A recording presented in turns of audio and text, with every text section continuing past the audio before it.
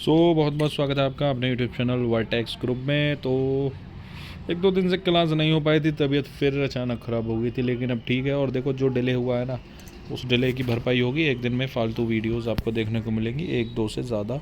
मैं अब अगले 2-3 दिन में एकदम से स्पीड बढ़ाने वाला हूँ, ठीक है ना। आज की ये वीडियो रहेगी, लेकिन कल परसों उसके बाद से स्पीड में बढ़ाने वाला हूँ। तो 100 डेज़ का टारगेट है अपना, 100 डेज़ में ही करना है। जैसे मैंने कहा जुलाई के एंड तक हमको फिनिश करना है, ठीक है। तो उसी स्पीड में हम चलेंगे। चलो तो शुरू करते हैं। दिस इज़ हमारी क्लास सेकंड है ये, और मॉडर्न हिस्ट्री हमने पहली क्लास में पढ़ा था, उसी को आगे कंटिन्यू करते हैं। एडवेंट ऑफ यूरोपियंस ही हमारा टॉपिक चल रहा था, तो उसी को आगे कंटिन्यू करते हैं अपना, ठीक है। तो अच्छा, हमने वहाँ उस दिन जो पढ़ लिया था, हमने 2 गवर्नर पढ़ लिए थे अपने, जो पुर्तगाल ने अपने अपॉइंट किए थे। अब उसके बाद देखो, अच्छा हमने पुर्तगाल पढ़ लिए थे और गोवा कैप्चर हम कर चुके थे, हाँ कर चुके थे। तो देखो, decline of Portuguese influence in India. Portuguese का इन्फ्लुएंस का कारण डिक्लाइन क्यों हुआ? सबसे बड़ा कारण जो था वो डच और इंग्लिश, यानी इंग्लैंड और डच यानी नीदरलैंड्स के लोगों को डच कहा जाता है। जब, जैसे मैंने आपको बताया, जब यूरोपियन कंट्रीज़ ने अपना रूट ढूंढा, तो सबसे पहली यूरोपियन कंट्रीज़ जो थी पुर्तगाल थी, जो वास्को डी गामा आया था। तो उसके बाद जब देखो एक बार कहीं एंट्री हो जाती है, तो उसके बाद आसपास के लोगों को भी लगता है ना कि अब हमें भी करना चाहिए, अब यही क्यों वहाँ से ट्रेड कर रहे हैं, हमें भी करना चाहिए। तो उसके बाद ईस्ट इंडिया कंपनी बनाई 1600 में, तो वो आती है। उसके बाद डच आती है। तो यही मेन कारण रहे जिसकी वजह से डिक्लाइन हुआ पुर्तगीज़ इन्फ्लुएंस का इंडिया में, ठीक है। अच्छा, rise of east India company. अब यही बात, ईस्ट इंडिया कंपनी देखो, सबसे पहले इसको एक ट्रेडिंग कंपनी के तौर पर बनाया गया था। 1599 में English East India company form होती है। उसके बाद 1600 में, यानी 1 साल बाद ही, ईस्ट इंडिया कंपनी को चार्टर दिया जाता है from the queen of England, queen Elizabeth first, जो उससे कहती है कि अब तुम्हें ही राइट है कि तुम ईस्ट के साथ ट्रेड करो, क्योंकि देखो इंग्लैंड के ईस्ट में पड़ता है इंडिया, ठीक है। तो इंग्लिश ईस्ट इंडिया कंपनी को क्वीन एलिजाबेथ ने कह दिया कि अब तुम्हें ही राइट है कि तुम हमारे तरफ से, यानी हमारे देश की तरफ से ट्रेड करो विद द ईस्ट, यानी विद इंडिया, ठीक है। तो 1599 में इंग्लिश ईस्ट इंडिया कंपनी बनती है, और 1600 में उसको परमिशन मिल जाती है क्वीन एलिजाबेथ फर्स्ट से to trade with the east, यानी टू ट्रेड विद इंडिया, ठीक है। First British factory in India was set up on the river Hooghly in 1651। तो 1600 मोस्ट इम्पोर्टेंट मार्क करूँगा मैं इसको। पहली ब्रिटिश फैक्ट्री कब सेटअप हुई इंडिया में? 1651। सीधा सा ईयर याद करना है आपको बस। ये आपसे नहीं पूछा जाएगा रिवर हुगली, इस तरीके से कुछ नहीं है, तो एक तरीका बताने का है, लेकिन आपको ईयर याद करना है। First British factory setup in India in 1651। अब यहीं से थोड़ा सा अपना कर लेते हैं, देखो तीनों को। पहली first Portuguese factory, first French factory, first Dutch factory. English factory हम पढ़ चुके हैं। अब उसके बाद 4 इन्वेजन्स और हुई इंडिया में ट्रेड के लिए। वो पुर्तगाल जो सबसे पहले आया था, देन इंग्लिश ईस्ट इंडिया आई थी, उसके बाद फ्रेंच, और सबसे लास्ट में देन डच। तो सबसे पहले जो फर्स्ट पुर्तगीज़ फैक्ट्री कब लगी थी? 1500 में, कैलीकट, जिसे आज कोझिकोड बोलते हैं, केरला। पहली फ्रेंच फैक्ट्री कहाँ लगी थी? 1668 में, इन सूरत, गुजरात। और फर्स्ट डच फैक्ट्री कब लगी थी? 1605, मसूलीपट्टनम, आंध्र प्रदेश में।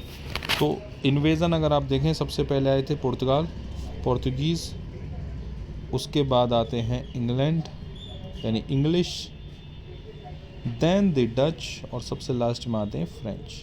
तो ये ऑर्डर रहा है। अगर मैं पहले कुछ और बताया तो वो शायद गलत हो सकता है, लेकिन ऑर्डर ये रहेगा: Portugal, English, Dutch and the French, ठीक है। और चारों की हमने, ये इंपॉर्टेंट क्वेश्चन बनते हैं आपसे, सीधा क्वेश्चन यहाँ से भी बन जाएगा कि first French factory set up in India in Surat, Gujarat, in which year. तो आपको वहाँ ईयर याद करना है, या ये पूछ लेंगे 1668 में फर्स्ट फ्रेंच फैक्ट्री सेटअप हुई थी इंडिया में, वो किस प्लेस पर हुई थी। तो आपको सूरत, गुजरात याद करना है, ठीक है ना। तो इस तरीके से क्वेश्चन बनते हैं। अच्छा, इसके बाद कैप्चरिंग पौंडीचेरी।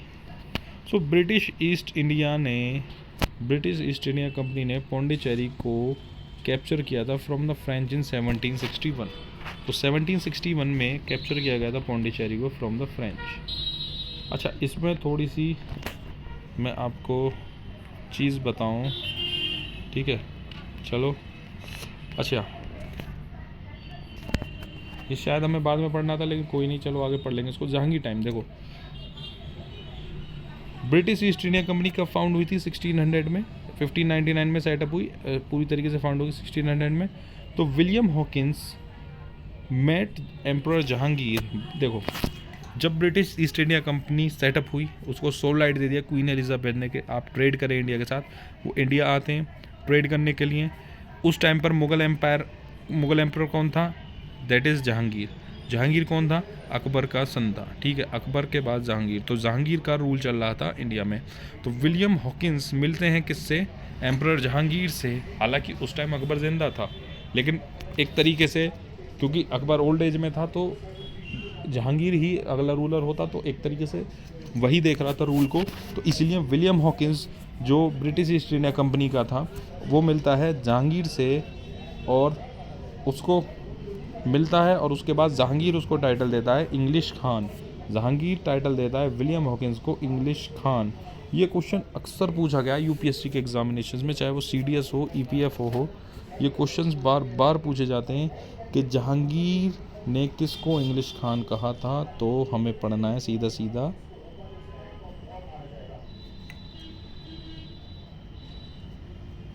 विलियम हॉकिंस, ठीक है।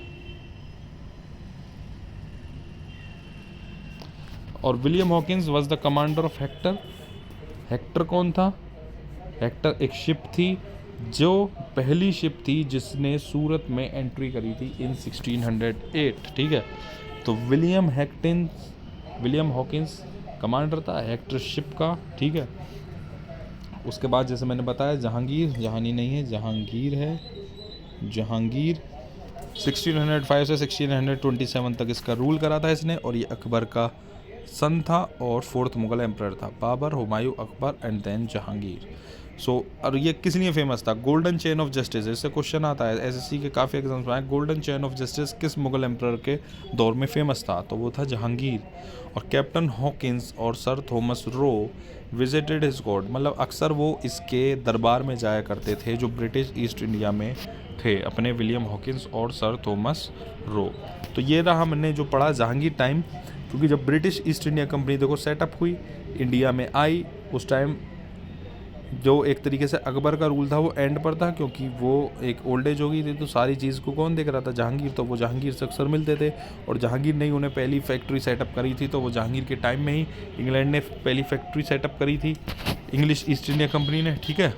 तो चलो इसके आगे देखते हैं। सो चंदन नगर या चंदर नगौर, एक फ्रेंच कॉलोनी थी चंदन नगर, जिसको ब्रिटिश नेवी ने कैप्चर किया था 1757 में। एक फ्रेंच कॉलोनी थी जिसको ब्रिटिश ने कैप्चर किया गया था। ये कहाँ पर थी? एक छोटा सा शहर था हुगली डिस्ट्रिक्ट में, वेस्ट बंगाल। जो हुगली डिस्ट्रिक्ट वेस्ट बंगाल में, उसमें एक छोटा सा शहर था चंदन नगर, ठीक है। चंदन नगर क्यों भी कैप्चर किया था? क्योंकि देखो फ्रेंच रूल को डिक्लाइन किया था, इंग्लिश ईस्ट इंडिया कंपनी ने किया था। तो चंदन नगर को इसलिए क्योंकि चंदन नगर जो था एडमिनिस्ट्रेटिव सेंटर हुआ करता था फ्रेंच ईस्ट इंडिया कंपनी का। अभी इस चीज़ को हम आगे डिटेल में पढ़ेंगे, जब फ्रेंच का हम पढ़ेंगे यहाँ पर, और आगे उसके बाद डच का पढ़ेंगे, डच का और फ्रेंच का। लेकिन अभी बीच में इसलिए क्योंकि हम ईस्ट इंडिया कंपनी पढ़ रहे हैं, तो उनका हमने मेन करा है कि पौंडीचेरी कब कैप्चर करा, चंदन नगर क्यों कैप्चर करा, कब करा, ठीक है ना। ये चीज़ हम करते हुए आ रहे हैं। बाकी फ्रेंच ईस्ट इंडिया कंपनी कब फॉर्म होती है? 1664 में, during the reign of King Louis 14 to trade with India. जब किंग लुइस 14 का राज चल रहा था, जब ये फॉर्म होती है फ्रेंच में ईस्ट इंडिया कंपनी, और उसको ट्रेड करने की परमिशन दी जाती है किंग लुइस 14 के द्वारा। और पौंडीचेरी कैपिटल बनती है, इसीलिए मैंने आपको बताया कि पौंडीचेरी को कैप्चर किया था 1761 में, उससे पहले चंदन नगर को कैप्चर किया था। तो पौंडीचेरी को कैपिटल बनाते हैं फ्रेंच कॉलोनी का इन इंडिया में, फ्रेंच ईस्ट इंडिया कंपनी। और उसके बाद जैसे अभी हमने पढ़ा था 1668 में French establish their first factory at Surat. तो 1668 में पहली अपनी फैक्ट्री को सेटअप करते हैं फ्रेंच एट सूरत, और 1669 में मसूलीपट्टनम, और 1674 में एक विलेज जिसे पौंडीचेरी कहते हैं उसको वो सुल्तान ऑफ बीजापुर। देखो 1674 तक पौंडीचेरी में किसका राज चल रहा था? सुल्तान ऑफ बीजापुर। तो इससे युद्ध होता है, एक तरीके से वॉर होता है। पौंडीचेरी को हड़पता है फ्रेंच और उसको अपनी बाद में कैपिटल बना देता है। हालांकि उसके कुछ साल बाद English East India company French East India company से उसको भी कैप्चर कर लेता है। ठीक है, तो ये हमने पढ़ा फ्रेंच ईस्ट इंडिया कंपनी को। एक बार आप फिर से देख लीजिए। 1664 में फॉर्म होती है। किंग लुइस 14 इसको परमिशन देता है कि आप इंडिया से ट्रेड करिए हमारी तरफ से। पौंडीचेरी को कैपिटल बनाया जाता है फ्रेंच कॉलोनी का। 1668 में पहली फैक्ट्री एस्टेब्लिश की जाती है सूरत में। उसके अगले ही साल 1669 में नेक्स्ट फैक्ट्री एट मसूलीपट्टनम।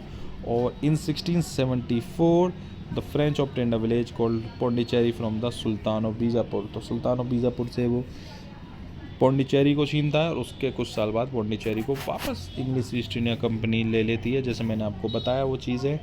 तो आज का सेशन इतना ही रखते हैं। थोड़ा छोटा सेशन ज़रूर है, लेकिन एक चीज़ देखो, नोट्स यार बनाते हुए चलना। मैंने जब पूरा मॉडर्न हिस्ट्री फिनिश करा दूंगा उसके बाद ही मैं आपको PDF प्रोवाइड कराऊंगा, तो साथ में नोट्स बनाते हुए चलना। टाइम है हमारे पास 3 मंथ्स में, अच्छे से अपने नोट्स बनाओ, उसको रिवीजन करो, उसके बाद अपना प्रैक्टिस सेशन लगाएंगे। ठीक है ना। वीडियो छोटी ज़रूर है, लेकिन जैसे मैंने कहा कि पूरी भरपाई हो जाएगी। कल से या परसों से मैं दिन के 3, 4, 5 वीडियोज़ अपलोड करूँगा, तो उसमें आपको सब चीज़ें अच्छी से हो जाएगा। ठीक है, तो चलो छोटा ही सेशन है आज का, लेकिन यूज़फुल सेशन है। अच्छे से पढ़ना, धीरे धीरे अब आगे पढ़ेंगे French, Dutch east India company और इंग्लिश ईस्ट इंडिया कंपनी के बाद, और उसके बाद अपने बढ़ेंगे मॉडर्न हिस्ट्री की तरफ, इंडियाज़ फ्रीडम स्ट्रगल की तरफ। ठीक है, तो चलो इतना ही रखते हैं। बाकी चैनल को यार ज़्यादा से ज़्यादा सब्सक्राइब कीजिए और वीडियो को ज़्यादा शेयर कीजिए, लाइक कीजिए। मिलते हैं फिर कल को नेक्स्ट वीडियो के साथ।